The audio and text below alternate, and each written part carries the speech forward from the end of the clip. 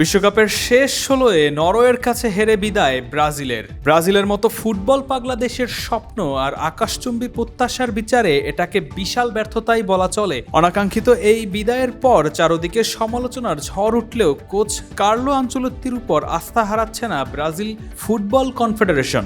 Italian এই mastermind নিজেও চান এই বিপর্যয় কাটিয়ে ঘুরে দাঁড়াতে। 2030 বিশ্বকাপ সামনে রেখে তরুণ খেলোয়াড়দের নিয়ে নতুন করে দল গড়তে চান ব্রাজিল কোচ।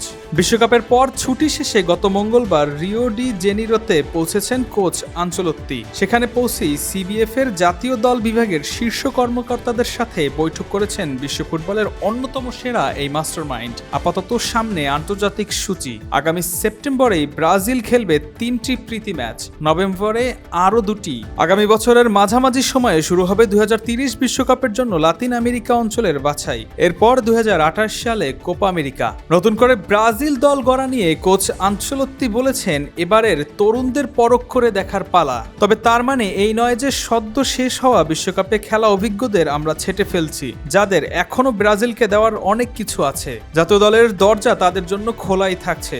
এবারের বৈঠকে উপস্থিত ছিলেন ব্রাজিলের জাতীয় দল বিভাগের সমন্বয়ক রদ্রিগো কায়েতানো। নতুন এই যাত্রাকে সামনে রেখে তিনি বলেছেন, আমাদের কাজের এক নতুন অধ্যায় শুরু হলো। সামনে বিশ্বকাপ, বাছাই পর্ব আর কোপা আমেরিকার মতো বড় tournament.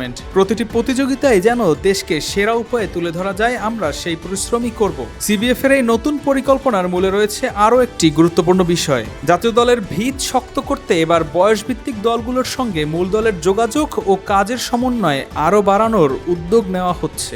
Sabbir Ahmed, desk report, lens 24।